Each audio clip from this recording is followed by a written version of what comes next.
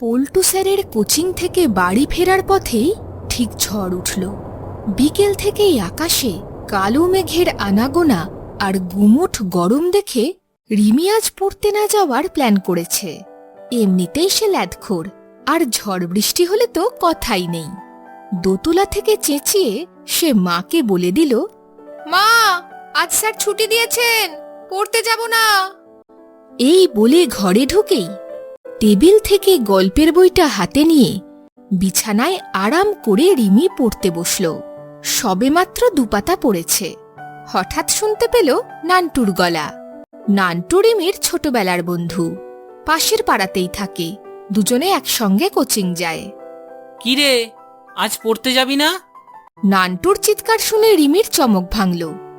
এতক্ষণে তার মনে পড়ল তাড়াহুড়োতে সে নান্টুকে পড়তে না যাওয়ার কথা বলতেই ভুলে গেছে। কি আর করা যাবে, অগত্যা নান্টুর ডাকাডাকিতে আর মায়ের কাছে ধরা পড়ে শেষমেশ বইপত্র গুছিয়ে সে বেরিয়ে পড়ল। পল্টু স্যারের হাতে ধরা টাইম। ঠিক সন্ধে 7টা বাজতেই স্যার ক্লাস শেষ করে ছুটি দিয়ে দিল। গেট খুলে বাইরে বেরোতে বেরোতেই ঘন কালো মেঘের সঙ্গে ধুলোর ঝোড়ো হাওয়া দেখে নান্টু রিমিকে বলল, এই আজ আমার কাকার মেয়ে টুসির জন্মদিন, আমি একটু তাড়াতাড়ি এগোলাম, তুই সাবধানে আসিস, যেন ঝড়ে টড়ে উড়ে না যাস। এই বলে মিচকি হেসে দৌড় দিল। রিমি আর দেরি না করে তাড়াতাড়ি পা চালালো। এদিকে ঝড়ের দাপট বাড়তে শুরু করল। বৃষ্টি শুরুর আগেই বাড়ি ঢুকবে ঠিক করে রিমি একটু ভেবে নেতরখালের পাশের শর্টকাট রাস্তাটা ধরল। এই রাস্তায় প্রয়োজন ছাড়া কেউ বড় একটা আসে না। সুড়িপথটা আগাছা আর বুনো ফুলে ঢেকে আছে। খাল থেকে একটা মজা ভ্যাপসা গন্ধ ভেসে এলো রিমির নাকে। রিমি মনে মনে ভাবল, কয়েকদিন বৃষ্টি হয়নি, কিছু হয়তো খালের জলে পচেছে। যাক বাবা, তাড়াতাড়ি বাড়িতে ঢুকে পড়তে পারলে বেশ হয়। খালের মাঝামাঝি আসতেই দূরে শেওড়া গাছটা চোখে পড়তেই রিমির গা একটু ছমছম করে উঠল। এই গাছেই ল্যাংড়া নিতাই গলায় দড়ি দিয়ে মরেছিল। টাকার অভাবে খিদের জ্বালায় এইভাবেই সে নিষ্ঠুর পৃথিবী থেকে মুক্তি চেয়েছিল। অনেকে বলে ওই গাছের নিচে তারা নিতাইকে জল জলে ক্ষুধার্ত চোখে তারপরে অনেকবার বসে থাকতে দেখেছে। এই কথা মনে পড়তেই রিমি এদিক ওদিক ভয় ভয় তাকিয়ে একটু দ্রুত পা চালালো। শেওড়া গাছটার কাছে আসতেই দূরে একটা বাজের শব্দে চমকে উঠে খালের দিকে চোখ পড়তেই সে দেখল একটা আবছা মানুষের ছায়া যেন কালো চাদর মুড়ি দিয়ে খালের ধারে কিছু খুঁজছে। মোবাইলের টর্চটা সেদিকে ফেলতেই ছায়ামূর্তিটা সোজা হয়ে উঠে দাঁড়ালো। রিমি একটু এগিয়ে গিয়ে দেখল খাটো ধুতি আর কালো চাদর মুড়ি দিয়ে একটা লোক পিছন ফিরে দাঁড়িয়ে আছে। সে লোকটাকে জিজ্ঞাসা করল, আপনি কিছু খুঁজছেন? লোকটা তেমন ভাবেই দাঁড়িয়ে উত্তর দিল, অনেকদিন কিছু খাই নাই, একটু খাবার খুঁজছি। এদিকে ঝড়ের দাপট বেড়েই চলল। গাছের শুকনো ডালপালাগুলো এলো পাথারি হাওয়াতে ভেঙে পড়ছে।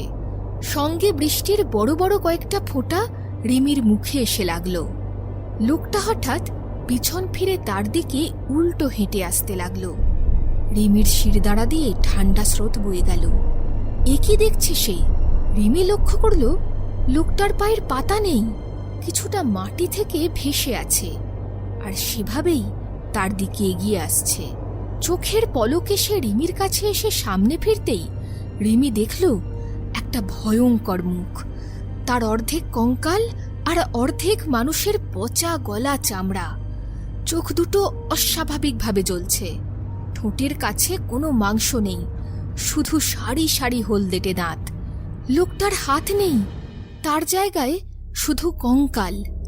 পৈশাচিক হাসি হেসে লোকটা তার কঙ্কাল বের করা হাতে একটা জ্যান্ত মাছ মুখের কাছে তুলে খুবলে খেতে শুরু করল।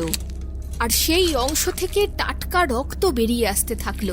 আর সেই হলদেটে সারি সারি দাঁতে লাল রক্তের ছোপ দেখে রিমির হাত পা শক্ত কাঠ হয়ে গেল। তার কপালে ঘাম জমতে শুরু করল। চোখ দুটো ভয়ে বুজে আসার মুহূর্তে সে দেখতে পেল দূরে টর্চের আলো। এরপর হাত পা অবশ হয়ে সে মাটিতে লুটিয়ে পড়ল। পরদিন সকালে ঘুম চোখ মেলে তাকাতেই রিমি দেখল তার বিছানার পাশে বাবা আর মা উদ্বিগ্ন মুখে বসে আছেন। রিমি উঠতে গিয়েও উঠতে পারল না। বুঝতে পারল অজ্ঞান হয়ে পড়ে গিয়ে হাতে দারুণ চোট পেয়েছে সে। মাথার কাছে মায়ের মুখের দিকে তাকাতেই মা স্বস্তির নিঃশ্বাস ফেলে বলল, কেন যে তোকে পড়তে পাঠালাম। কাল বিকেল থেকেই আমার মনটা কু ডাকছিল। ঝড় উঠতেই তোর বাবাকে বললাম তোকে আনতে যেতে। বড় রাস্তায় তোকে দেখতে না পেয়ে ভাগ্যিস তোর বাবা নেতরখালের রাস্তায় তোকে খুঁজতে গেছিল, না হলে আজ তোকে কি অবস্থায় দেখতাম কে জানে। আর ওই পথ ধরিসনি বাবা, ঠাকুর রক্ষা করেছেন। এই বলে মাথায় হাত বুলিয়ে দিলেন। রিমি বুঝল অজ্ঞান হওয়ার আগে যে টর্চের আলো সে দেখেছিল তা আর কারো নয়, তার বাবার। এত কষ্টের মধ্যেও রিমি এক চিলতে হেসে চোখ বুজে রইল।